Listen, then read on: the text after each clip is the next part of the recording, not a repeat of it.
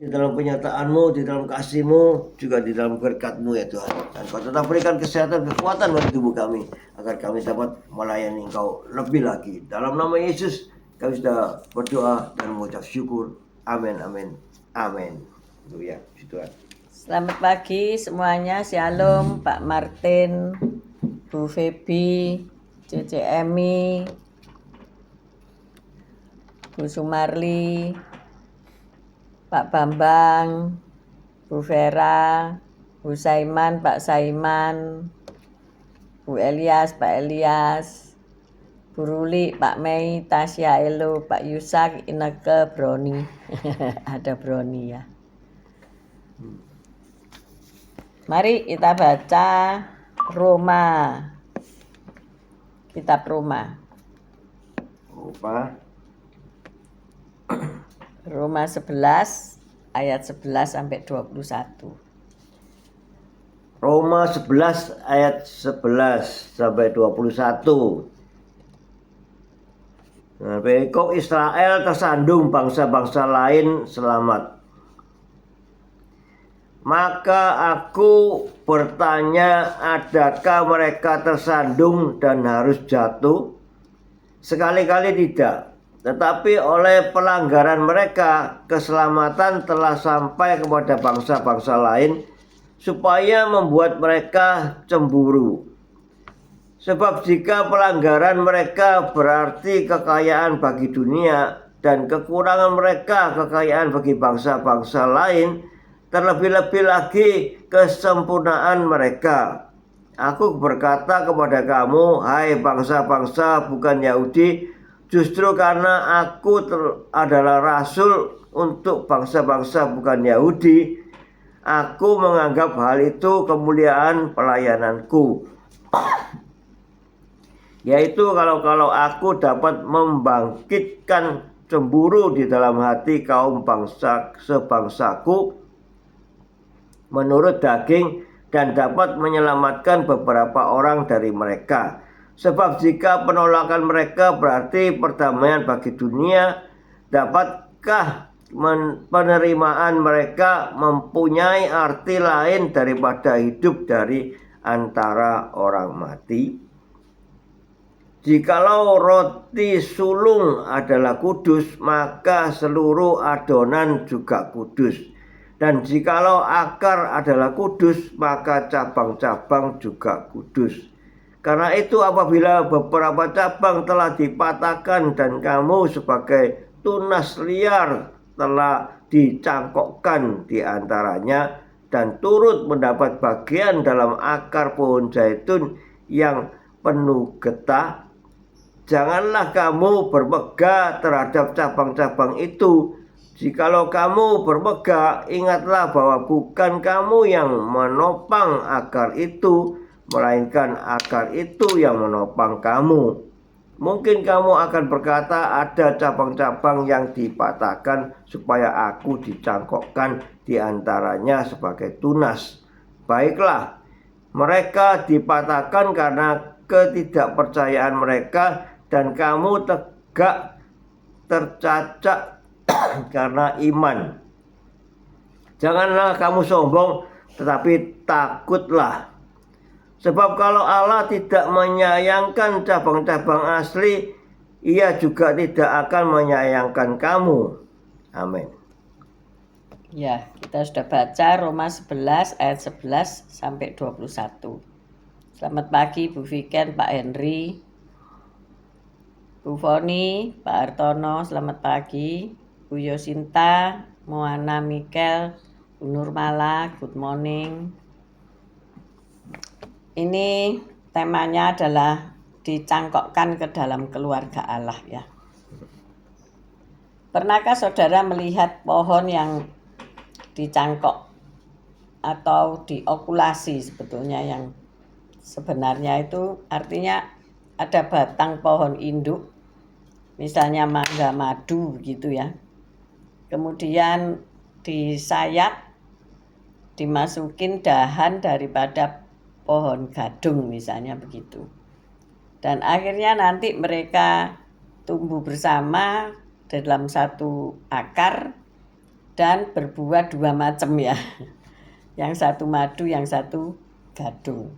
Demikian pula bunga ya, bunga-bunga bukan aglonema, bunga apa ya, Kamboja Jepang itu apa ya namanya. Itu juga untuk mendapatkan yang bermahkota tumpuk ya, bunganya itu rumpuk tumpuk, itu harus dicangkokkan. Jadi batang yang biasa 1 daun kemudian dimasuki atau dipatahkan tentunya dengan cara tertentu dan nanti diisolasi pohon yang berbunga rumpuk itu tadi.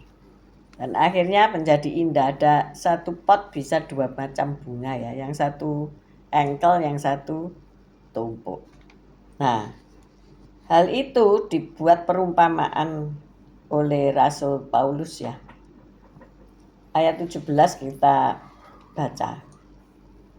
Roma 11 ayat 17. Roma 11 ayat 17. Karena itu apabila beberapa cabang telah dipatahkan dan kamu sebagai tunas liar telah dicangkokkan di antaranya dan turut mendapat bagian dalam akar pohon zaitun yang penuh getah.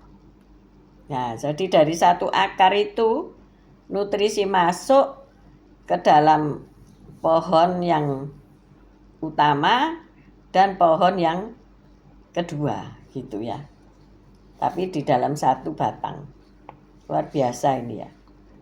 Nah, gambaran apa artinya bagi kita untuk dicangkokkan ke dalam keluarga Allah? Yesus Kristus itu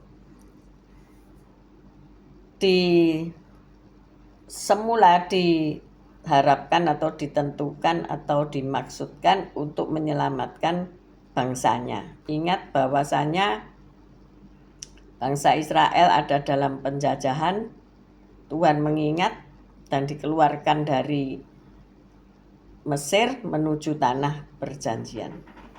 Demikian pula pada mulanya itu keselamatan ditujukan kepada bangsa pilihan Allah, yaitu orang Israel. Tetapi karena mereka menolak keselamatan itu, maka keselamatan itu sampai kepada bangsa-bangsa lain sampai saat ini. Jadi semua orang diselamatkan. Jadi tujuan mulia itu tidak hanya untuk satu ras, untuk satu bangsa, tetapi untuk semua orang. Nah, jadi sifatnya seperti cangkokan tadi ya. Kita dapat memiliki jaminan bahwa akhirnya kita juga akan berada di surga. Rasul Paulus menjelaskan kepada orang percaya di Roma bahwa Allah telah membuka jalan bagi orang-orang non-Yahudi untuk diperdamaikan dengannya ya. Semula hanya orang-orang Yahudi yang diperdamaikan dengan Allah, tetapi karena mereka nggak mau ya, maka keselamatan itu terbuka untuk bangsa-bangsa lain. Ayat 17 tadi kita baca lagi bersama-sama. Ayat 17. Roma 11 ayat 17. Karena itu apabila beberapa cabang telah dipatahkan dan kamu sebagai tunas liar telah dicangkokkan di antaranya dan turut mendapat bagian dalam akar pohon zaitun yang penuh getah. Saat kita beriman kepada Yesus Kristus Tuhan, kita dicangkokkan kepadanya dan menjadi bagian dari keluarga Allah. Amin. Kita baca Yohanes 15 ayat 5. Yohanes 15 ayat 5. Yohanes 15 ayat 5.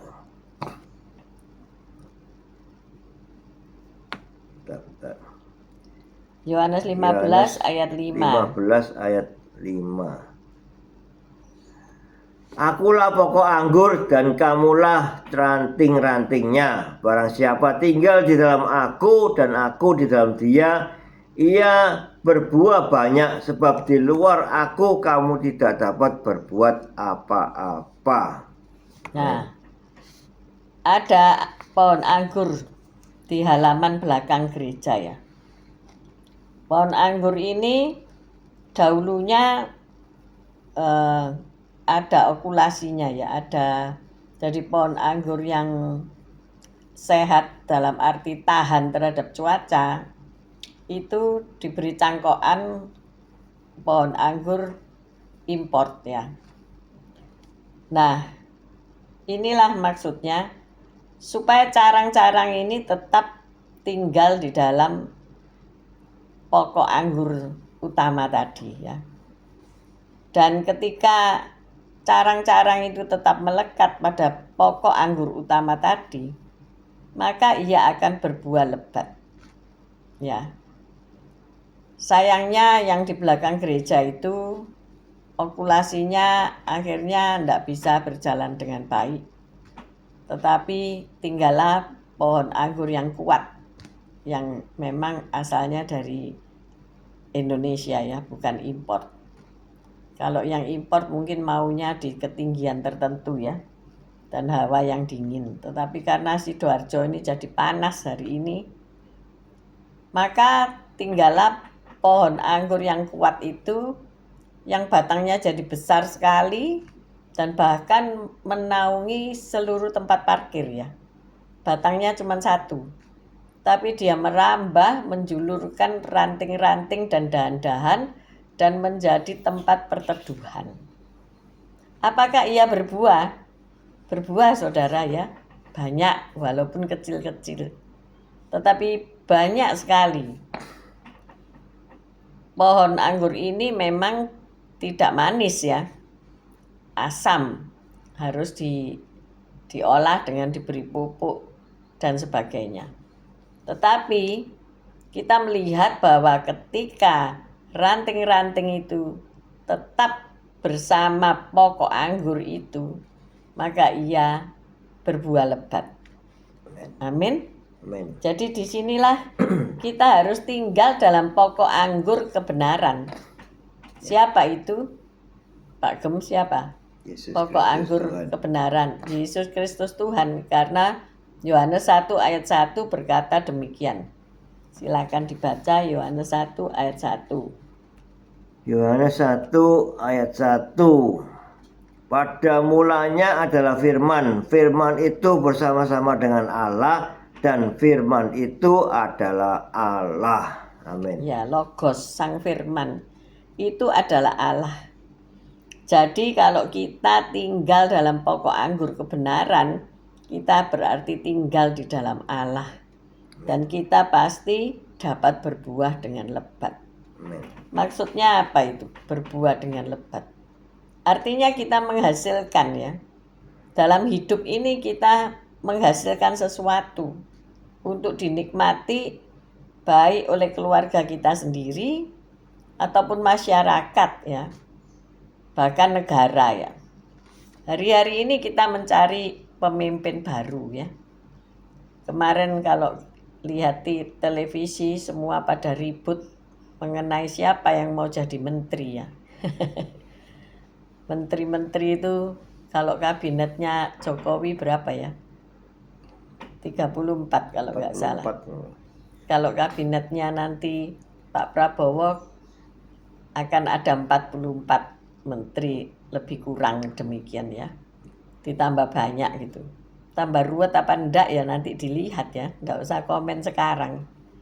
Masalahnya adalah bagaimana para menteri-menteri ini bisa berpaut kepada Pak Prabowo dan menghasilkan buah daripada pekerjaan mereka.